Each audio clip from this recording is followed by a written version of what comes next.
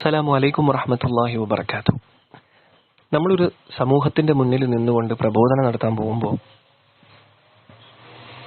ജനങ്ങളോട് നമുക്ക് പറയാം, നിങ്ങൾ അള്ളാഹുവിനെ ആരാധിക്കുക, അള്ളാഹു അല്ലാതൊരു ഇലാഹില്ല, നിങ്ങളെയും എന്നെയും സൃഷ്ടിച്ചവൻ എന്നൊക്കെ നമുക്ക് പറയാം. പക്ഷെ കേട്ട് നിൽക്കുന്നവൻ നമ്മളോട് പറയാണ്, സഹോദര, ഈ പ്രപഞ്ചത്തിനൊരു സൃഷ്ടാവുണ്ടെങ്കിൽ സൃഷ്ടാവിനെ കാണണ്ടേ? ഞങ്ങൾ ഈ സൃഷ്ടാവിനെ നോക്കി നടന്നു മടുത്തു. സൃഷ്ടാവിനെ ഞങ്ങൾക്ക് കാണാൻ പറ്റുന്നില്ലല്ലോ. ഞങ്ങളുടെ പൂർവികരും സൃഷ്ടാവിനെ കണ്ടിട്ടില്ല. കാണാത്തൊരു സാധനത്തിന് ഞങ്ങൾ എന്തിനു വിശ്വസിക്കണം? അങ്ങനെ ഒരു സാധനം ഇല്ല. നമുക്കൊരു രീതിയിലും അതിനെ ഐഡന്റിഫൈ ചെയ്യാൻ പറ്റുന്നില്ല. ശാസ്ത്രം ഇത്രയും വളർന്നിട്ടും അങ്ങനെ ഒരു സൃഷ്ടാവ് ഉണ്ടെങ്കിൽ നമുക്ക് മനസ്സിലാവണ്ടേ? കണ്ണുകൊണ്ട് കാണാൻ കഴിയുന്നില്ലല്ലോ. ഇങ്ങനെ പറയുന്ന ആളുകളുണ്ട്. ഇങ്ങനെ ഒരാൾ നമ്മളോട് പറയുമ്പോൾ നിന്നോടൊന്നും വർത്താനം പറയാൻ ഞങ്ങളില്ല, സത്യത്തിൽ അള്ളാഹു മാത്രമേ ഉള്ളൂ, അത് യക്കീനാണ്, അത് ഹൃദയത്തിൽ വേണം എന്നൊക്കെ പറഞ്ഞിട്ട് പോയി കഴിഞ്ഞാൽ എന്ത് സംഭവിക്കും? ഇത് കാണുന്ന ആളുകളുണ്ട്. ഈ കാണുന്ന ആളുകൾക്ക് ഈ വന്നു നിൽക്കുന്ന മുസ്ലിമായ വ്യക്തി പറഞ്ഞ ഉത്തരത്തിൽ സംതൃപ്തി ഉണ്ടാവില്ല. ഹിദായത്ത് അള്ളാഹുവിന്റെ ഭാഗത്ത് നിന്നാണ്. ഹിദായത്ത് അള്ളാഹു ഉദ്ദേശിക്കുന്നവർക്കാണ് അള്ളാഹു സുബ്ഹാനഹു വ തആല കൊടുക്കുക. മുസ്ലിമായി ജീവിച്ച് മുസ്ലിമായി മരിക്കാനുള്ള തൗഫീഖ് അള്ളാഹു സുബ്ഹാനഹു വ തആല നൽകി അനുഗ്രഹിക്കുമാറാവട്ടെ. അപ്പോ എന്റെ അടുത്ത് ഈ ചോദ്യം വന്നപ്പോ ഞാൻ അവരോട്, നീ എന്ത് ചോദ്യമാണ് ചോദിക്കുന്നത്? നിന്നോടൊന്നും വർത്താനം പറയേണ്ട കാര്യം ഞങ്ങൾക്കില്ല എന്ന് പറഞ്ഞ് പിന്മാറുകയല്ല ചെയ്തത്. ഞാൻ അവരോട് തിരിച്ചു ചോദിച്ചത്, മോനെ സഹോദര, നമ്മുടെയൊക്കെ വീട്ടിൽ റിമോട്ട് ഉണ്ടാവും. ആ റിമോട്ടിന്റെ അറ്റത്തൊരു ബൾബ് ഉണ്ടാവും. ആ റിമോട്ടിലെ ബട്ടൺ പ്രസ് ചെയ്യുന്ന സമയത്ത് എപ്പോഴെങ്കിലും ആ ബൾബ് തെളിയുന്നത് നീ കണ്ടിട്ടുണ്ടോ? പലപ്പോഴും നമ്മളിത് കാണാറില്ല. എന്തുകൊണ്ടാണ്? ആ ബൾബിൽ ലൈറ്റ് ഉണ്ട്. അവിടെ ലൈറ്റ് ഇല്ലാത്തത് കൊണ്ടല്ല, ആ പ്രകാശം നമ്മുടെ കണ്ണുകൊണ്ട് കാണാൻ കഴിയാത്തതാണ്. കാരണം എന്താ? 400 to 700 നാനോമീറ്റർ വരെയുള്ള പ്രകാശരശ്മികളെ നമുക്ക് കാണാൻ കഴിയുകയുള്ളൂ. 400 to 700 നാനോമീറ്റർ കൂടുതലോ കുറവോ ഉള്ള പ്രകാശരശ്മികളെ നമുക്ക് കണ്ണുകൊണ്ട് കാണാൻ കഴിയുകയില്ല. നമ്മൾ മൂന്നാർ പോയി നിൽക്കുമ്പോൾ നമ്മൾ മൂന്നാർ കാണുന്നത് പോലെ അല്ല അടുത്ത് നിൽക്കുന്ന നായ മൂന്നാർ കാണുന്നത്. നമ്മൾ കാണാത്ത പല പ്രകാശരശ്മികളെയും പല അവസ്ഥകളെയും നായ കാണുന്നുണ്ട്. ഞാനും നായയും കണ്ട മൂന്നാറല്ല ആകാശത്തിലൂടെ പറന്നു പോകുന്ന പരുന്ത് കാണുന്നത്. ഞാനും നായയും പരുന്തും കണ്ടതല്ല നടന്നു പോകുന്ന ഉറുമ്പ് കാണുന്നത്. ഓരോന്നും കാണുന്നത് ഓരോ ദുനിയാവിനെയാണ്. മൂന്നാർ എന്ന് പറയുന്ന ആ പ്രദേശത്തെ, ഞാൻ കാണുന്ന അതേ പ്രദേശത്തെ ഓരോ ജീവിയും അവരുടേതായ കാഴ്ചയിൽ അവരുടേതായ ദുനിയാവായിട്ടാണ് കാണുന്നത്, ഓരോ പാരലൽ അവസ്ഥയിൽ. അപ്പോൾ ഇത്രയും വലിയ ദുനിയാവിൽ ആകാശത്തു നിന്നും ഒരുപാട് പ്രകാശരശ്മികൾ വരുന്നുണ്ട്. മാലാഖമാർ പ്രകാശം കൊണ്ട് നിർമ്മിക്കപ്പെട്ടവരാണ്, അല്ലെ? ഒരു റിമോട്ടിന്റെ അറ്റത്തെ ഒരു പ്രകാശം, ഒരു ലൈറ്റിനെ കാണാൻ കഴിവില്ലാത്ത നമ്മുടെ ഈ കണ്ണുകൊണ്ട് പ്രകാശം കൊണ്ട് പടക്കപ്പെട്ട മലക്കിനെ നമുക്ക് കാണാൻ കഴിയുമോ? ഇല്ല. മലക്കിന് ഏതവസ്ഥയിലാണുള്ള പടച്ച് നമുക്കറിയില്ല. അപ്പോൾ ഈ സർവ്വലോകരക്ഷിതാവായ വാനഭൂവനങ്ങളുടെ നാഥനായ അള്ളാഹു സുബ്ഹാനഹു വ തആലയെ കണ്ണുകൊണ്ട് കാണണം എന്ന് പറയുന്നതിൽ എന്തെങ്കിലും ലോജിക്കുണ്ടോ മോനെ? ആദ്യം നീ നിന്റെ കപ്പാസിറ്റി ഇല്ലായ്മയെ തിരിച്ചറിയുക, നിന്റെ കുറവുകളെ നീ തിരിച്ചറിയുക. അപ്പോൾ നിനക്ക് നിന്റെ സൃഷ്ടാവിനെ മനസ്സിലാക്കാൻ സാധിക്കും എന്നവന് പറഞ്ഞു കൊടുത്താൽ ഇവിടുത്തെ ഗുണം എന്താണ്? ഞാൻ ഈ വിഷയം ആരോടൊക്കെ ഡിസ്കസ് ചെയ്ത് ഏതൊക്കെ യുക്തിവാദികളായ ആളുകളോടും ഇതുപോലുള്ള ചിന്തകളുള്ള ആളുകളോട് ഈ വിഷയത്തെ സംസാരിച്ചിട്ടുണ്ടോ, ഈ ഉത്തരം കൊടുക്കുന്നതോടുകൂടി അവരുടെ ആ സംശയം തന്നെ അവിടെ നിന്ന് ഇല്ലായ്മ ചെയ്യപ്പെടുകയാണ് ചെയ്യുന്നത്. അതേ സമയത്ത് നിന്നോടൊന്ന് സംസാരിക്കാൻ ഞാൻ താല്പര്യപ്പെടുന്നില്ല, ഇങ്ങനെയുള്ള ഒരു ചോദ്യത്തിന് ഇങ്ങനെ ഒരു ഉത്തരം കൊടുക്കാമെന്ന് എന്റെ അറിവിൽ ഒരു ഇസ്ലാമിക പണ്ഡിതനും പറഞ്ഞിട്ടില്ല, അതുകൊണ്ട് ഈ ചോദ്യത്തിന് ഉത്തരവില്ല എന്ന് പറഞ്ഞു പോയാൽ, ഈ ചോദ്യം ചോദിക്കുന്നത് ഒരു കോളേജ് വിദ്യാർത്ഥിയാണെങ്കിൽ ആ കോളേജ് വിദ്യാർത്ഥികളുടെ ചുറ്റും നിൽക്കുന്ന എല്ലാ കുട്ടികളും നമ്മൾ ഉത്തരം പറയാതെ പോകുന്നത് കാണും. അവരുടെ മനസ്സിലുണ്ടാവുന്ന വസ്വാസം, ഇന്ന് കോളേജുകളിൽ ഇഷ്ടം പോലെ കുട്ടികൾ ഇസ്ലാമിൽ നിന്ന് മുർത്തതായി പോകുന്നത് എന്തുകൊണ്ടാണ്? കൃത്യമായ രീതിയിൽ നമ്മൾ ദഅവത്ത് ചെയ്യാത്തതുകൊണ്ടാണ്. നമ്മൾ നന്നായി പരിശ്രമിച്ചാൽ അള്ളാഹു അതിന്റെ റിസൾട്ട് കാണിക്കും. ചിലപ്പോൾ നമ്മൾ ദഅവത്ത് ചെയ്യുന്ന ആൾക്കായിരിക്കില്ല ഹിദായത്ത് അള്ളാഹു കൊടുക്കാൻ, വേറൊരു ആൾക്കാർക്കും കൊടുക്കുന്നുണ്ടാവുക. പക്ഷെ നമ്മൾ ചെയ്യുന്നതിന് ഒരു പ്രോപ്പർ വേ വേണം, അല്ലെ? ഇതിന് ചിന്ത എന്നാണ് പറയുക. ഇതിന് ചിന്ത അള്ളാഹു പറയുന്നുണ്ട്. ചിന്തിക്കുക, ചിന്തിക്കുന്നവന് ദൃഷ്ടാന്തമുണ്ട്. നമ്മളിപ്പോ പറഞ്ഞത് എന്താ? ചിന്തിക്കാനുള്ള കാര്യങ്ങളാണ് അവന് പറഞ്ഞു കൊടുത്തത്. വേറൊരാൾ ചോദിച്ചു, അള്ളാഹു മരിക്കുമോ? അള്ളാഹു ഇല്ലാതാവുമോ? അള്ളാഹു ഇല്ലാതാവുമോ? അള്ളാഹു മരിക്കുമോ എന്ന് ചോദിച്ചു. ഞാൻ അതിന് തിരിച്ചു കൊടുത്ത മറുപടി, മോനെ, നീ ഒരു പേപ്പർ കത്തിച്ചാൽ ആ പേപ്പർ ഇല്ലാതായോ? ആ സഹോദരൻ പറഞ്ഞു, പേപ്പർ ഇല്ലാതായി. ഞാൻ പറഞ്ഞു, അത് നിന്റെ തെറ്റിദ്ധാരണയാണ്. പേപ്പർ കത്തിക്കുമ്പോൾ ആ പേപ്പർ കുറച്ച് കരിയായിട്ടും കുറച്ച് വാതക രൂപത്തിലും കുറച്ച് ഖരാവസ്ഥയിലൊക്കെ അത് വേറെ അവസ്ഥകളിലേക്ക് മാറുകയാണ് ചെയ്യുന്നത്, ഒന്നും ഇല്ലാതാവുന്നില്ല. ഒരു മനുഷ്യ ശരീരം കൊണ്ട് അടക്കി കഴിഞ്ഞാൽ അത് ഇല്ലാതാവുകയല്ല ചെയ്യുന്നത്, അത് ഓരോന്ന് വിഘടിച്ച് വേറെ വേറെ ഘടകങ്ങളായാണ് മാറുന്നത്. ഒരു മരത്തടി നമ്മൾ കത്തിക്കുമ്പോൾ അത് കാർബണായിട്ടും മറ്റ് ഘടകങ്ങളായിട്ടും മാറുകയാണ് ചെയ്യുന്നത്. അത് ഈ പ്രകൃതിയിൽ തന്നെയുണ്ട്. കുറച്ച് വെള്ളം എടുത്ത് നമ്മൾ ഒഴിച്ചു കഴിഞ്ഞാൽ ആ വെള്ളം എവിടെ പോകുന്നു? അത് നീരാവിയായിട്ട് പോവാണ് ചെയ്യുന്നത്. അത് ഇല്ലാതാവുന്നില്ല, ഒന്ന് വേറൊരവസ്ഥയിലേക്ക്, ഒന്ന് വേറൊന്നായി മാറുകയാണ് ചെയ്യുന്നത്. അപ്പോ ഇല്ലാതാവുക എന്ന് പറയുന്നത് തന്നെ ഇല്ലാത്തൊരു കാര്യമാണ്. കാരണം അങ്ങനെ ഒരു ചർച്ചയ്ക്ക് തന്നെ പ്രസക്തിയില്ല. ഇല്ലാതാവുക എന്ന് പറയുന്നത് തന്നെ ഇല്ലാത്തൊരു കാര്യമാണ്. ഈ പ്രകൃതിയിൽ ഒന്നും തന്നെ ഇല്ലാതാവുന്നില്ല. ഈ പ്രകൃതിയിൽ ഒന്നും തന്നെ ഇല്ലാതാവുന്നില്ല. ഒന്ന് മറ്റൊരവസ്ഥയിലേക്ക് മാറ്റപ്പെട്ട് ആ അവസ്ഥയിൽ നിലനിന്ന് പിന്നെ ആ അവസ്ഥയിൽ നിന്ന് വേറെ അവസ്ഥയിലേക്ക് മാറ്റപ്പെട്ട് ആ അവസ്ഥയിൽ നിലനിന്നാണ് പോകുന്നത്. അപ്പോൾ സൃഷ്ടികളായതിന്റെ അവസ്ഥ ഇങ്ങനെയാണെങ്കിലോ സൃഷ്ടികളായവയുടെ അവസ്ഥ പോലും ഇങ്ങനെയാണ്. അതായത് സൃഷ്ടികളായ വസ്തുക്കൾ പോലും ഇല്ലാതാവുന്നില്ല, ഒരവസ്ഥയിൽ നിന്നും മറ്റൊരവസ്ഥയിലേക്ക് മാറി മാറിയാണ് പോകുന്നത്. സൃഷ്ടികൾ പോലും ഇല്ലാതാവുന്നില്ലെങ്കിൽ സൃഷ്ടികളെ മുഴുവൻ പടച്ച സൃഷ്ടാവിന്റെ സിഫത്ത് എന്തായിരിക്കുമെന്ന് ഊഹിക്കാൻ പോലും നമുക്ക് പറ്റില്ല. അള്ളാഹു ഒരിക്കലും മരണമില്ലാത്തവനാണ്, അള്ളാഹു എന്നെന്നും നിലനിൽക്കുന്നവനാണ് എന്ന് പറയുമ്പോൾ ഞാൻ നേരത്തെ പറഞ്ഞ രണ്ട് കാര്യങ്ങൾ, ഒരു വസ്തു ഇല്ലാതാവുന്നില്ല, അതിന്റെ അവസ്ഥകൾ മാറിക്കൊണ്ടിരിക്കുകയാണ് ചെയ്യുന്നത്. പക്ഷെ അള്ളാഹുവിന്റെ കാര്യത്തിൽ എന്താ? അള്ളാഹു എപ്പോഴും നിലനിൽക്കുന്നവനാണ്, അള്ളാഹുവിന് സ്ഥിരതയുള്ളവനാണ്, അള്ളാഹുവിന് മാറ്റം വരില്ല. അള്ളാഹു എപ്പോഴും അള്ളാഹു തന്നെയായിരിക്കും, അവന് യാതൊരു വിധ മാറ്റവും വരില്ല, അവൻ സ്ഥിരതയുള്ളവനാണ്. അവൻ മാത്രമേ ഉള്ളൂ, അതാണ് സത്യം. ബാക്കിയെല്ലാം അവന്റെ സൃഷ്ടികളാണ്. ശരിക്കും ഉള്ളത് അള്ളാഹു മാത്രമാണ്, ബാക്കിയെല്ലാം അവന്റെ സൃഷ്ടികളാണ്. ഈ ഉത്തരം കൃത്യമായ രീതിയിൽ എക്സ്പ്ലെയിൻ ചെയ്യപ്പെടുമ്പോൾ, ഈ ഉത്തരം കൃത്യമായ രീതിയിൽ പറഞ്ഞു കൊടുക്കപ്പെട്ടപ്പോൾ എന്ത് സംഭവിച്ചെന്ന് വെച്ച് കഴിഞ്ഞാൽ ആ ചോദ്യത്തിന് പ്രസക്തി ഇല്ലാതായി. ആ ചോദ്യം തന്നെ നിഷ്പ്രഭമാക്കപ്പെട്ടു, ആ ചോദ്യം തന്നെ ഭസ്മമാക്കപ്പെട്ടു, ആ ചോദ്യം തന്നെ അവന്റെ ഹൃദയത്തിൽ നിന്നും പോയി. അതേ സമയത്ത് നിന്റെ ചോദ്യം എന്തൊരു ചോദ്യമാണ്, അള്ളാഹിനെ ഒരിക്കലും ഇല്ലാതാക്കാൻ പറ്റൂല എന്ന് പറഞ്ഞാൽ, അവനെ അള്ളാഹിനെ ഒരിക്കലും ഇല്ലാതാക്കാൻ പറ്റൂല എന്ന് പറഞ്ഞാൽ അവനത് ചിലപ്പോൾ കത്തൂല, അവനത് മനസ്സിലാവൂല. അപ്പൊ എന്ത് ചെയ്യണം? അവനെ കൊണ്ട് ചിന്തിപ്പിക്കണം. ചിന്തിക്കുന്നവന് ദൃഷ്ടാന്തമുണ്ട്. ആ ചിന്തിപ്പിക്കുക എന്ന പ്രോസസ്സാണ് നമ്മൾ ഹിക്മത്തോടുകൂടി ചെയ്യുന്നത്, അല്ലെ? ഇത് കൃത്യമായ രീതിയിൽ ഈ തരത്തിൽ നമ്മൾ ദഅവത്ത് ചെയ്തേ പറ്റൂ. ഇതുപോലെ ഓരോ പോയിന്റുകളെയും കൃത്യമായി ആസൂത്രിതമായി മനസ്സിലാക്കി പഠിച്ച് മനനം ചെയ്ത് ജനങ്ങൾ നമ്മളുടെ മുമ്പിൽ എത്തുമ്പോൾ അവരോട് എങ്ങനെ അള്ളാഹുവിനെ പറഞ്ഞു കൊടുക്കണം എന്നുള്ളത് നമുക്ക് മനസ്സിലാക്കാൻ പറ്റണം. അള്ളാഹു ഉറക്കമില്ലാത്തവനാണ്. ഉറക്കം എന്ന് പറഞ്ഞാൽ എന്താണ്? നമുക്ക് ക്ഷീണം വരുന്ന സമയത്ത്, എല്ലാ ജീവികൾക്കും, ജീവജാലങ്ങൾക്ക് ക്ഷീണം വരുന്ന സമയത്ത് അവരുടെ ശരീരത്തിലെ പ്രവൃത്തികളെ ഒന്ന് സ്റ്റേബിൾ ആക്കാൻ വേണ്ടി അവർക്ക് എന്ത് വേണം? അവർക്ക് ഉറക്കം വേണം. നമ്മുടെ ശരീരത്തിൽ മെലാറ്റോണിൻ എന്ന് പറയുന്ന ഒരു ഹോർമോൺ നമ്മുടെ ബ്ലഡിൽ കലരുമ്പോഴാണ് നമുക്ക് ഉറക്കം വരുന്നത്. അത് നമ്മുടെ ക്ഷീണവുമായി ബന്ധപ്പെട്ടതാണ്. അള്ളാഹു ക്ഷീണം ബാധിക്കുന്നവനല്ല. ക്ഷീണം എന്ന് പറഞ്ഞാൽ എന്താ? നമ്മുടെ പേശികൾ, നമ്മൾ കായികമായി അധ്വാനിക്കുന്ന സമയത്ത് നമ്മുടെ പേശികളുടെ ഓക്സിജൻ കുറഞ്ഞു പോവുകയും ശരീരം കായികമായി ചില ഡാമേജുകളിലേക്ക് പോവുകയും ചെയ്യുന്നു. അതുകൊണ്ട് നമുക്ക് ക്ഷീണം വരുന്നു, അതുകൊണ്ട് നമുക്ക് റെസ്റ്റ് വേണ്ടി വരുന്നു, നമ്മൾ ഉറങ്ങിപ്പോവും. ഈ ഉറക്കത്തിലൂടെയാണ് നമ്മുടെ ക്ഷീണത്തെ പരിഹരിക്കപ്പെടുന്നത്. സോ ഇത് അള്ളാഹുവിന്റെ സിഫത്തല്ല, സൃഷ്ടികളുടെ സിഫത്താണ്. അള്ളാഹുവിന് ക്ഷീണം ബാധിക്കില്ല, കാരണം അള്ളാഹുവിന്റെ സ്ട്രക്ചർ നമ്മുടെ സ്ട്രക്ചർ അല്ല, അള്ളാഹുവിന്റെ രീതി നമ്മുടെ രീതിയല്ല. നമ്മൾ സൃഷ്ടികളെ പോലെയാണുള്ളത്, അള്ളാഹു സൃഷ്ടാവാണ്. നമ്മുടെ ശരീരത്തിൽ മെലാറ്റോണിൻ കലരുന്നത് എന്തിനാണ്? നമുക്ക് ക്ഷീണം വന്ന് നമുക്ക് ഉറങ്ങാൻ വേണ്ടിയിട്ടാണ്. അത് അള്ളാഹു ചെയ്തൊരു തർത്തീബാണ്. നമ്മൾ മൊബൈലൊക്കെ സ്വിച്ച് ഓഫ് ചെയ്ത് വെക്കുന്ന പോലെ, അതായത് നമ്മുടെ മൊബൈൽ ചാർജ് തീരുമ്പോൾ മൊബൈൽ റെസ്റ്റ് എടുക്കുന്നത് പോലെ അള്ളാഹു നമുക്ക് തരുന്ന റെസ്റ്റ് ആണത്. സോ ഇങ്ങനെ എക്സ്പ്ലെയിൻ ചെയ്യുമ്പോൾ സൃഷ്ടി എന്താണെന്നും സൃഷ്ടാവ് എന്താണെന്നും കൃത്യമായി നമുക്ക് മനസ്സിലാക്കാൻ കഴിയും. ഇനി ചോദിക്കാറുണ്ട് ചില ആളുകൾ, എല്ലാം സൃഷ്ടിച്ചത് അള്ളാഹു ആണെങ്കിൽ അള്ളാഹുവിനെ ആര് സൃഷ്ടിച്ചു?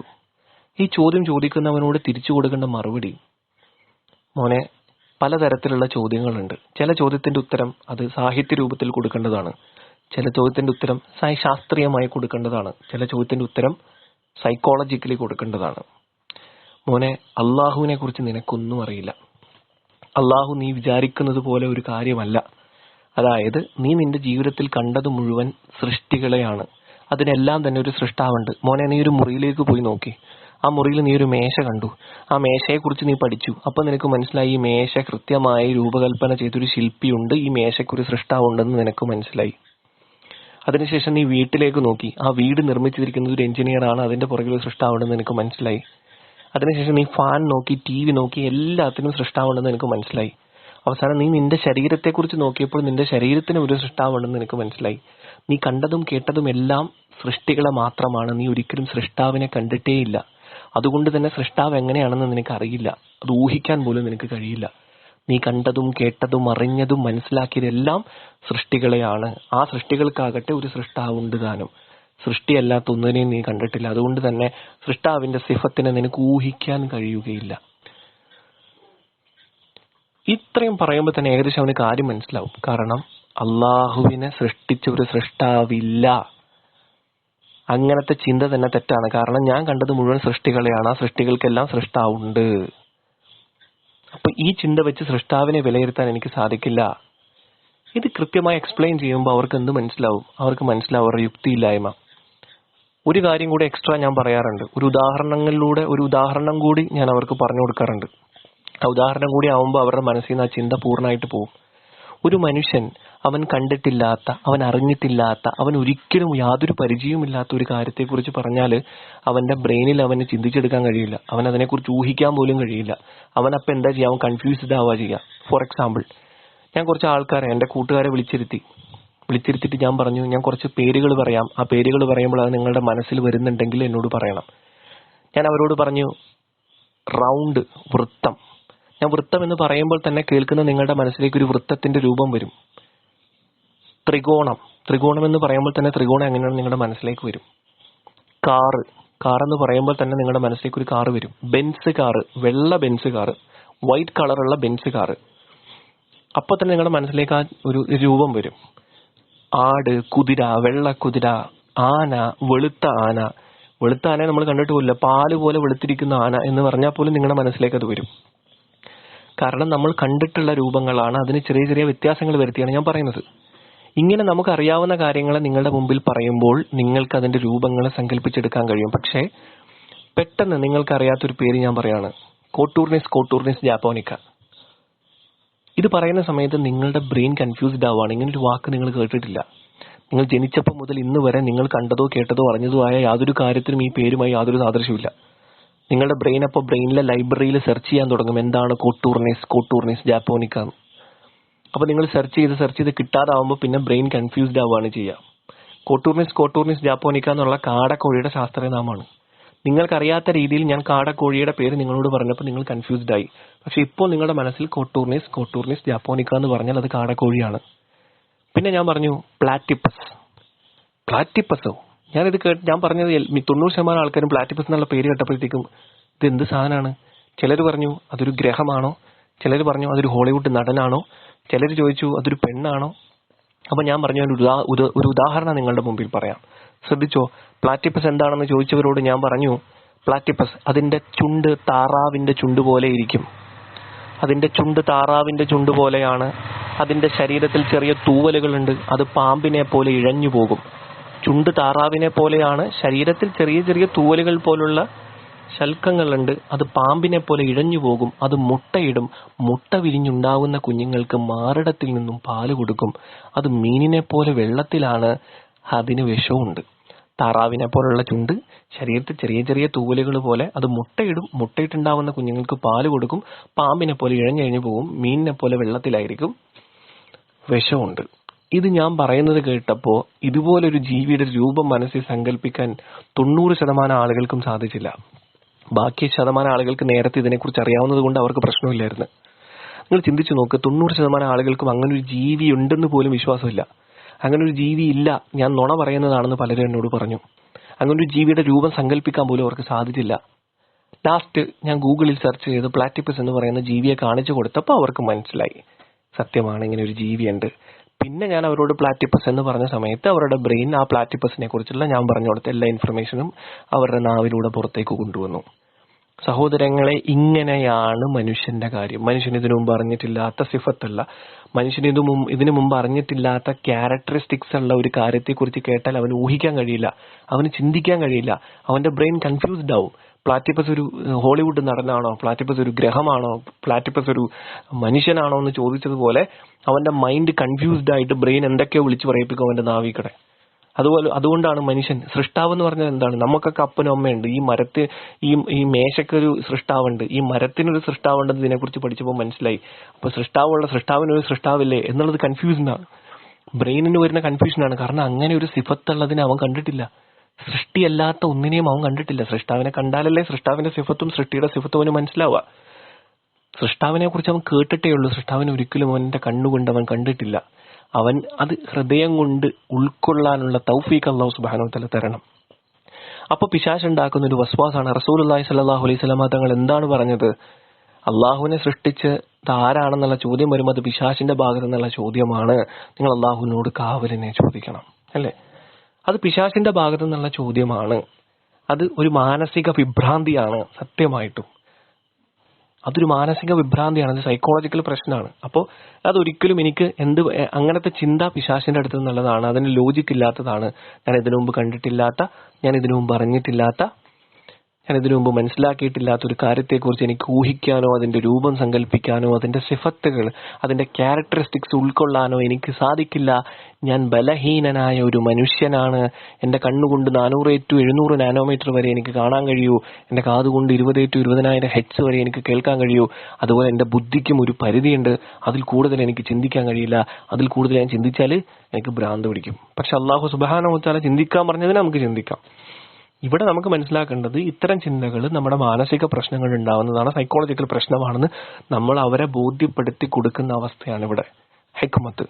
റസൂലുള്ളാഹി സ്വല്ലല്ലാഹു അലൈഹി വസല്ലം തങ്ങൾ പറഞ്ഞ പോലെ ഇത് പിശാചിന്റെ ഭാഗത്തു നിന്നുള്ളതാണ്. നിന്റെ ഉള്ളിലുണ്ടാവുന്ന വസ്വാസാണ്. അത് നിന്റെ മാനസിക പ്രശ്നമാണ്, നിന്റെ സൈക്കോളജിക്കൽ പ്രശ്നമാണ്. അതിൽ നിന്നും അള്ളാഹുവിനോട് കാവലിനെ ചോദിക്കാൻ തന്നെയാണ് നമ്മൾ പറയുന്നത്. പക്ഷെ അവന്റെ മാനസിക പ്രശ്നമാണെന്ന് അവനെ കൊണ്ട് തന്നെ ബോധ്യപ്പെടുത്തണം. നീ കണ്ടിട്ടില്ലാത്ത, അറിഞ്ഞിട്ടില്ലാത്തൊരു കാര്യത്തെക്കുറിച്ച് നിനക്ക് ഊഹിക്കാൻ കഴിയില്ല. പിന്നെ നീ ഊഹിച്ച് കണ്ടെത്തുന്നത് മുഴുവൻ നിന്റെ മനസ്സിലുള്ള വസ്വാസുകളാണ്.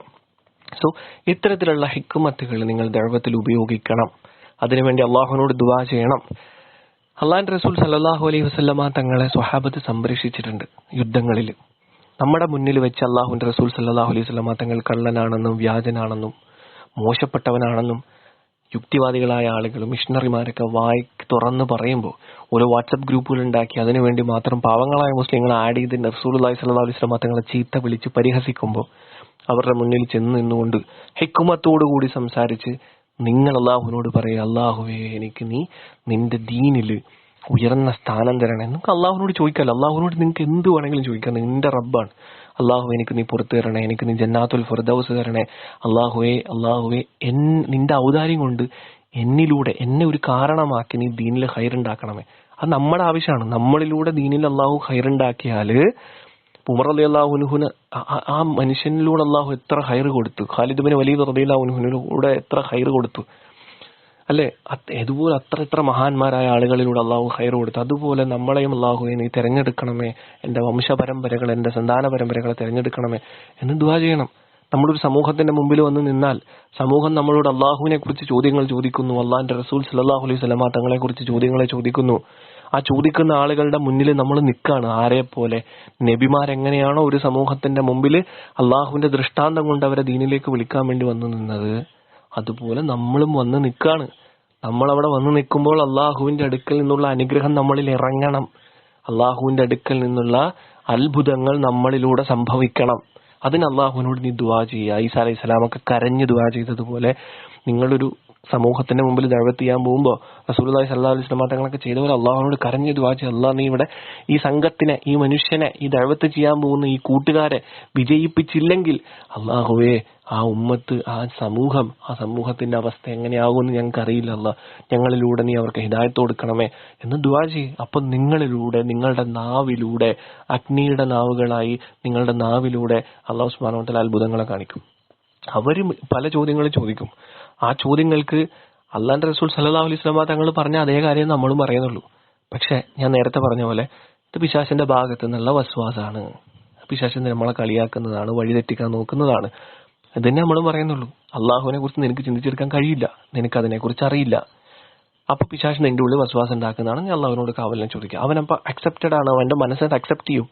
അതല്ലാതെ നിന്നോട് ഞാനൊന്നും പറയുന്നില്ല, നീ ഈ ചോദ്യമൊക്കെ ചുമ്മാ പോടാ, ഈ ചോദ്യത്തിനൊന്നും ഉത്തരം പറയേണ്ട കാര്യം നമുക്കില്ല എന്ന് പറഞ്ഞു പോയാൽ കണ്ടു നിൽക്കുന്ന ജനങ്ങൾ മുഴുവൻ അവൻ ജയിച്ചതായും നിങ്ങൾ തോറ്റതായും കഴിയും. ജയിപ്പിക്കുന്നവനും തോപ്പിക്കുന്നവനും അള്ളാഹുവാണ്. പക്ഷെ ജനങ്ങളുടെ ഇടയിൽ എന്തുണ്ടാവും? ജനങ്ങളുടെ ഇടയിൽ അത് വസ്വാസം ഉണ്ടാവാൻ കാരണമാവും. അതുകൊണ്ട് ഹിക്മത്തോടുകൂടി സംസാരിക്കാൻ വേണ്ടി അള്ളാഹു സുബ്ഹാനഹു വ തആല നമുക്ക് തൗഫീഖ് നൽകി അനുഗ്രഹിക്കുമാറാവട്ടെ. അള്ളാഹു നമ്മളെ വിജയിപ്പിക്കുമാറാവട്ടെ. അസ്സലാമു അലൈക്കും വറഹ്മത്തുള്ളാഹി തആല വബറകാതുഹു.